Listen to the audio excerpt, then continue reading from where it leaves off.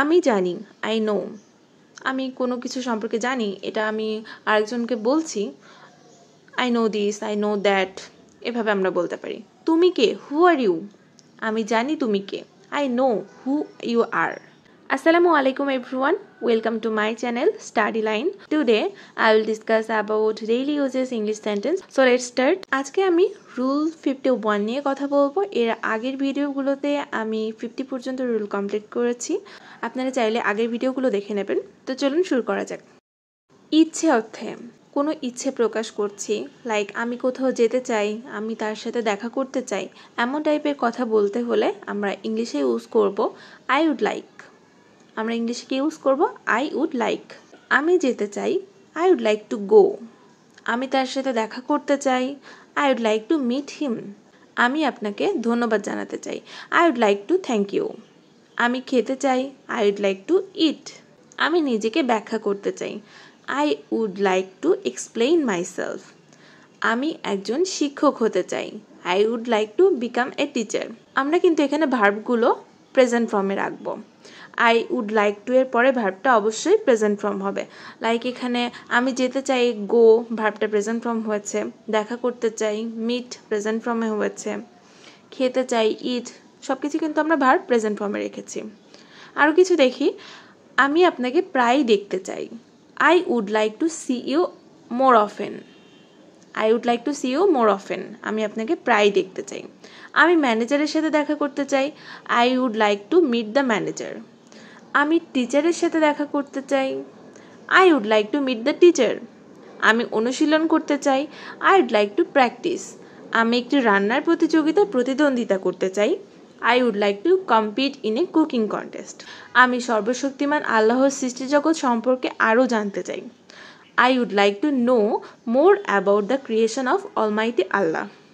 So আমরা এখানে অবশ্যই ভার্বের প্রেজেন্ট ফর্ম ইউজ করব এবং আমরা অবশ্যই আই উড লাইক দিয়ে সেন্টেন্সটা স্টার্ট করব। এরপর আরেকটা রুলস দেখি আমরা, যেটা আমরা সচরাচর কথা বলা ইউজ করে থাকি, লাইক আমি জানি, আই নো।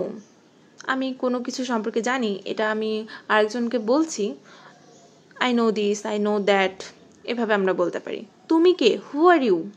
আমি জানি তুমি কে, I know who you are. আমি জানি তুমি কে, আই নো হু ইউ আর।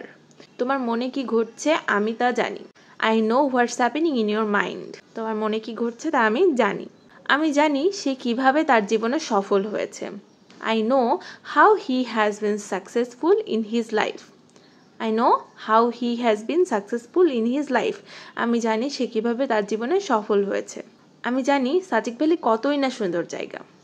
এটা কিন্তু exclamatory sentence. I know how beautiful place the Sajek valley is. Yet টুটা ইউজ হয় সাধারণত নেগেটিভ কোনো কিছু করার ক্ষেত্রে বা নেগেটিভ কোনো সেন্টেন্স রেডি করার ক্ষেত্রে ইয়েট টু ইউজ হয়। ইয়েট টু আমরা নেগেটিভের ক্ষেত্রে ইউজ করব। এখনও করা হয়নি কথাটা ইয়েট টু এর ক্ষেত্রে বলা যায়। আমি এখনও তাকে প্রপোজ করিনি, I am yet to propose her. আমার এখনও বাজারে যাওয়া হয়নি, I am yet to go to market. আমরা যখনই ইয়েট ইউজ করব তখন কিন্তু আমরা এখানে আর নট ইউজ করব না, কারণ নট আর ইয়েটটা সেম কাজ করে।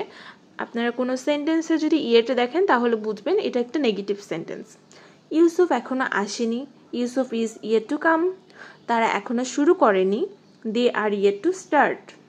আমরা এখনও চাঁদপুর যাইনি, we are yet to go to Chandpur.